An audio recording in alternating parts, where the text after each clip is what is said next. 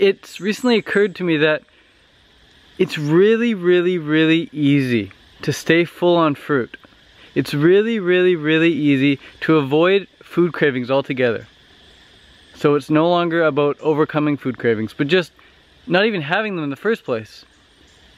It's really easy to do that when the food you're eating, when the fruit that you're eating is super high quality.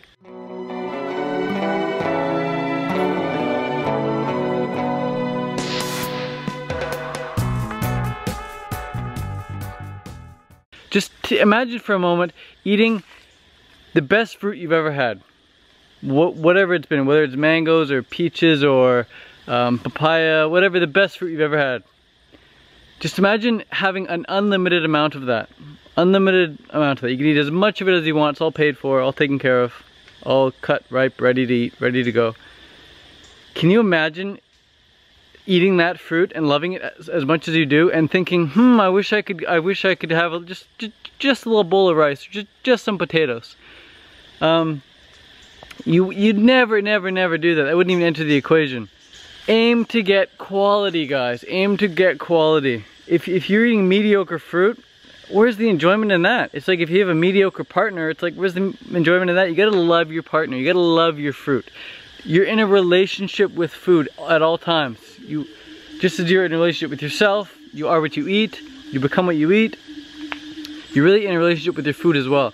And you don't want to be in an abusive relationship so that when you eat the food it hurts you, or you feel, guilty about being in it, or you don't want to, or you're ashamed that you're in it or whatever. You don't want an abusive relationship, and you don't want a boring relationship. You want an exciting, fulfilling, momentous, epic relationship with your food, and with your partner, and all your friends, all your relationships should be epic. Your relationships should all make you smile, laugh, and feel good about yourself. That's the purpose of a relationship is to reflect back to you what you are yourself. So if you're with someone and they're always making and you're always smiling and laughing around them and you enjoy being around them, it's a good relationship to be in.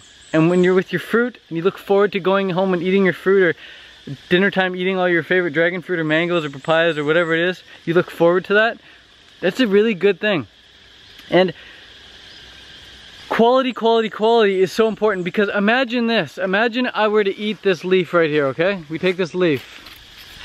Sorry leaf, I know plants have feelings, but I take this leaf and I go to eat it now, okay?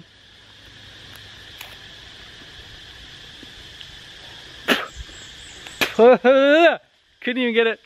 Bitter and the rough texture. All I eat is smooth stuff, so when I eat that texture, it's like, oh my god, that's probably the first piece of greenery I put in my mouth in a while. Nasty, couldn't even eat it. Imagine if someone comes along and tells me, Ted, that plant is really good for you. You should eat a lot of it. It's really good for your liver and kidneys and all your other organs. That's like that medicine mentality, and I don't go along with that. I go along with the mentality of your body knows what's best. Ah, my tongue, I left a foul taste in my tongue and feeling. So if someone's like, here, have some wheatgrass, it's really good for you on detoxing and alkalizing, and you drink it and you're like, puh, nasty. It's your body saying something. Your body's saying, oh, I don't want it, gross, gross, gross. But now imagine if someone said, here, have some pineapple juice, it's really good, and you drink it, you're like, holy crap, yeah, that is good. You don't need to tell me again, I'll drink that all day, any day. That's like fruit. Fruit, you just eat it all day, any day, no problems. You don't need someone to tell you that's healthy for you. You just eat it because it's really enjoyable. And imagine if the pineapple juice that you drank, though, it tasted like crap. What if it was super unripe and it was like, oh, really sour and acidic and just disgusting? It's your body telling you something. It's saying the pineapple juice is not good. If the fruit tastes like crap, you know it's not good for you. Have you ever eaten a bruised apple?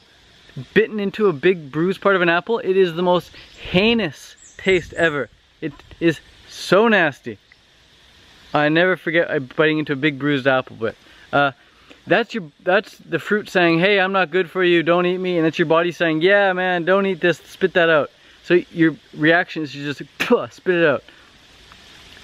Feed a baby something, and if it spits it out, doesn't want it. Put the nipple on the baby, it just sucks and sucks and sucks and sucks until it's done. And not it's done, until he or she is done. So the baby wants that. It needs that. The body wants it. It needs it. It's perfect. It's perfect. It's perfect. So if the fruit is amazing, it's good for you. If it's not amazing, it's not good for you. It's that simple. It goes with all food.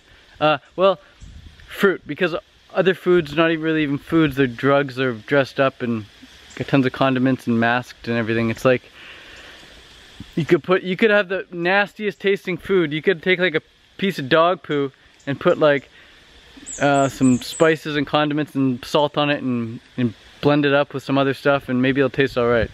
But it's freaking dog poo, man. It's nasty. You wouldn't eat it on its own because it's disgusting, because it's not good for you. So if you can't eat it on its own because it's disgusting or it's not good for you, like this leaf, imagine I take this leaf, guys, and I say it's really, really good. I'm gonna blend it up for you so you can get your greens in. Even though you don't like the taste of it, blend it up, drink it. Oh, good for you, you got your greens in. Is it really optimal? Just eat it on its own, your body will tell you. Eat it on its own and your body will tell you if this food is good for you. The better it tastes, the better it is for you. I can't stress that enough. Quality, quality, quality, quality is so important. When you're eating the highest quality food, fruit, you don't want any other food. You don't even want other fruit. I could be eating the best mangoes in the world. And if someone comes along and says, hey Ted, you gotta try the best durian in the world, try a piece. I'd be like, no thanks, I get the best mangoes in the world. And vice versa, if I'm eating the best durian in the world, someone comes along with the best papaya or the best jackfruit in the world and says, here, have some of this jackfruit. I'd be like, no thanks, I'm good with my durian, like I'm really, really happy with the durian. So, when you find top quality, you just want to keep eating it, you don't want anything else. And that's how you know it's really good for you. Quality will tell you if it's good for you. Basics, guys, the fundamentals of nature. I can eat this leaf right now and it'll taste like crap. So I spit it out. I don't need a science book to tell me if it's good for me or not. I have a tongue, I have taste buds, I have instincts, reactive instincts that I can listen to. That we've all been listening to since birth, but a lot of people say, no man, you gotta eat this because it's good for you. If it tastes good, it's good. If it doesn't taste good, it's not good when it comes to raw food. With cooked food, I can't say the same because all cooked food tastes pretty damn good for the first few bites, especially McDonald's and Lay's potato chips. But you know from experience that those foods aren't actually good. They're just masked. They're all dressed up in disguise. Those foods are a lie.